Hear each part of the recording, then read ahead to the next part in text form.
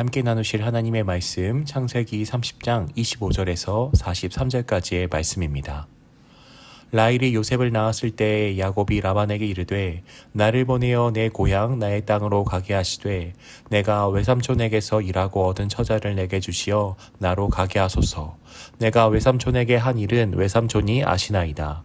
라반이 그에게 이르되 여호와께서 너로 말미암아 내게 복 주신 줄을 내가 깨달았노니 내가 나를 사랑스럽게 여기거든 그대로 있으라. 또 이르되 내 품삯을 정하라. 내가 그것을 주리라. 야곱이 그에게 이르되 내가 어떻게 외삼촌을 섬겼는지 어떻게 외삼촌의 가축을 쳤는지 외삼촌이 아시나이다. 내가 오기 전에는 외삼촌의 소유가 적더니 번성하여 때를 이루었으니 내 발이 이르는 곳마다 여호와께서 외삼촌에게 복을 주셨나이다. 그러나 나는 언제나 내 집을 세우리이까. 라반이 이르되 내가 무엇으로 내게 주랴. 야곱이 이르되 외삼촌께서 내게 아무것도 주시지 않아도 나를 위하여 일을 행하시면 내가 다시 외삼촌의 양떼를 먹이고 지키리이다. 오늘 내가 외삼촌의 양떼에 두루 다니며 그 양 중에 아롱진 것과 점 있는 것과 검은 것을 가려내며 또 염소 중에 점 있는 것과 아롱진 것을 가려내리니 이 같은 것이 내 품삯이 되리이다.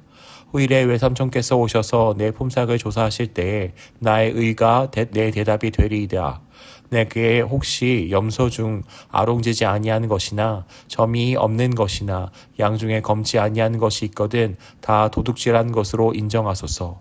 라반이 이르되 내가 내 말대로 하리라 하고 그날에 그가 수염소 중 얼룩무늬가 있는 것과 점 있는 것을 가리고 암염소 중 흰 바탕에 아롱진 것과 점 있는 것을 가리고 양 중에 검은 것들을 가려 자기 아들들의 손에 맡기고 자기와 야곱의 사이를 사흘길이 뜨게 하였고 야곱은 라반의 남은 양떼를 치니라. 야곱이 버드나무와 살구나무와 신풍나무의 푸른 가지를 가져다가 그것들의 껍질을 벗겨 흰 무늬를 내고 그 껍질 벗긴 가지를 양떼가 와서 먹는 개천의 물 구유에 세워 양떼를 향하게 하매 그 떼가 물을 먹으러 올 때에 새끼를 베니 가지 앞에서 새끼를 뱀으로 얼룩얼룩한 것과 점이 있고 아롱진 것을 낳은지라. 야곱이 새끼 양을 구분하고 그 얼룩무늬와 검은 빛 있는 것을 라반의 양과 서로 마주보게 하며 자기 양을 따로 두어 라반의 양과 섞이지 않게 하며 튼튼한 양이 새끼 뵐 때에 야곱이 개천에다가 양떼의 눈앞에 그 가지를 두어 양이 그 가지 곁에서 새끼를 베게 하고 약한 양이면 그 가지를 두지 아니하니 그렇게 함으로 약한 것은 라반의 것이 되고 튼튼한 것은 야곱의 것이 된지라. 이에 그 사람이 매우 번창하여 양떼와 노비와 낙타와 나귀가 많았더라. 아멘. 조삼모사라는 고사성어가 있습니다.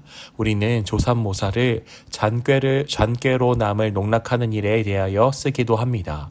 그럴듯해 보이는 것으로 상대를 속이는 것입니다. 오늘 말씀 가운데는 속이는 일의 전문가인 두 사람이 대결을 펼칩니다.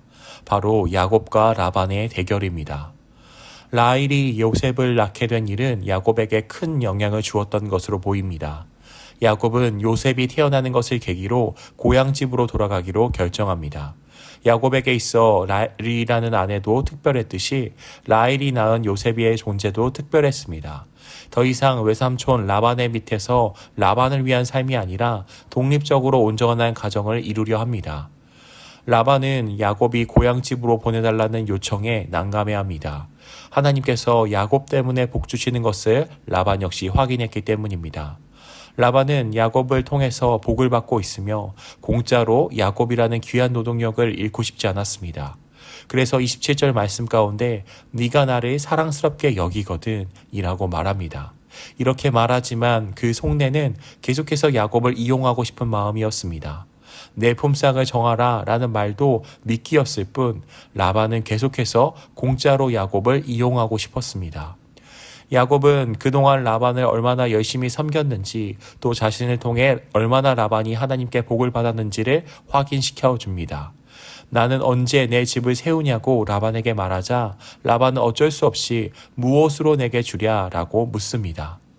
야곱은 이제 라반의 집을 떠나서 자기의 집을 세우고 고향으로 돌아가려 합니다. 이것은 단순히 야곱의 개인적인 바람을 넘어서 하나님의 약속이 실현되는 일이었습니다. 이 모든 것이 하나님의 약속을 따라 일어나는 일이었습니다. 라반의 질문에 야곱이 무엇이라 대답할까요?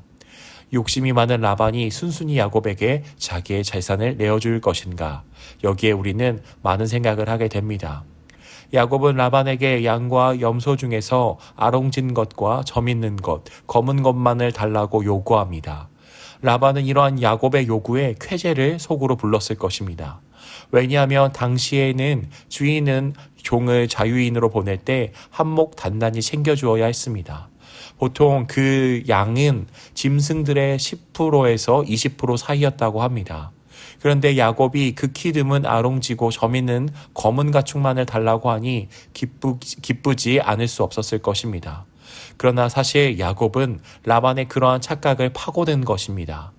가지에 껍질을 벗겨서 흰 무늬를 만들어내고 양들이 그것을 보고 새끼를 베게 하니 아롱지고 점 있는 새끼를 낳게 됩니다. 그러면서 튼튼한 양이 새끼를 뵐 때는 그 가지를 보여주고 약한 양이 새끼를 뵐 때는 그 가지를 보여주지 않았습니다. 그 결과 튼튼한 것은 야곱의 것이 되고 약한 것은 라반의 것으로 남습니다. 야곱과 라반의 대결에서 승자는 야곱이었습니다. 야곱이 했던 방법은 과연 효과가 있던 방법이었을까요? 건강한 양이 건강한 새끼를 낳는다라는 것은 맞는 말일지 모릅니다. 그러나 나뭇가지의 껍질을 벗긴 흰 무늬를 보고 점 있고 아롱진 새끼를 낳는 것은 아닙니다. 야곱의 방법이 지혜롭고 탁월했던 것이 아닙니다. 이렇게 야곱이 튼튼하고 좋은 가축을 많이 얻게 된 것은 단순히 야곱이 지혜로워서가, 야곱의 방법이 훌륭해서가 아니라 야곱의 노력을 넘어서 하나님께서 복을 주셨기 때문입니다. 하나님은 야곱에게 주셨던 약속을 하나씩 이루어 가십니다. 그가 비록 당장에는 라반의 손 아래에 있는 것 같으나 하나님이 야곱과 함께 계셨고 야곱을 형통하게 하셨습니다.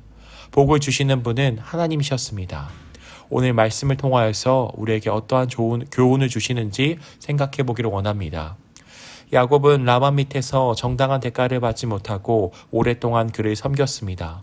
라반은 야곱을 통해 하나님이 부어주시는 복을 경험했지만 그것을 야곱과 나누려 하지는 않았습니다. 하나님은 그런 라반의 악을 라반에게 갚으시고 야곱의 수고와 노력을 야곱에게 갚아주셨습니다. 인생의 수고와 노력 넘어 복을 주시는 분은 하나님이십니다. 그러나 분명한 것은 하나님은 하나님의 백성의 수고로움을 헛되게 하지 않는다라는 사실입니다. 이것은 세상에서 무조건 잘 될 것이라는 기복주의를 말하는 것이 아닙니다. 하나님께서 하나님을 향한 수고와 헌신을 하나님께서 기억하고 계신다라는 뜻입니다. 그리고 그것을 하나님의 때에 하나님의 방법으로 갚으신다라는 사실입니다. 우리의 수고로움을 헛되게 하지 않으시는 하나님, 그 하나님을 기대하기를 원합니다. 그 하나님을 의지하며 그 하나님을 바라보며 살아가는 저와 모든 성도님들이 되시기를 주님의 이름으로 축복합니다. 기도하겠습니다. 좋으신 하나님 아버지 감사합니다. 오늘의 말씀을 통하여서 야곱 그 자체가 지혜로웠고 방법이 뛰어났기 때문이 아니라 하나님께서 복 주셨기에, 하나님께서 복 주시는 그 근원이시기에 야곱이 많은 은혜와 복을 누리게 되었음을 보게 되었습니다. 오늘 말씀을 통하여서 복의 근원이신, 복을 주시는 분은 하나님이심을 잊지 않기를 원합니다. 또한 하나님께서 우리의 모든 수고로움과 우리의 모든 노력을 헛되지 않게 하시는 하나님임을 우리가 기억하기를 원합니다. 하나님이 향한 수고와 헌신을 기억하시고 그것을 하나님의 때에 하나님의 방법으로 갚으시는 하나님을 바라보며 오늘도 하나님 향한 거룩한 헌신으로서 나아가는 우리 모두가 되어질 수 있도록 도와주시옵소서. 감사하며 예수 그리스도의 이름 받들며 기도 올리옵나이다. 아멘.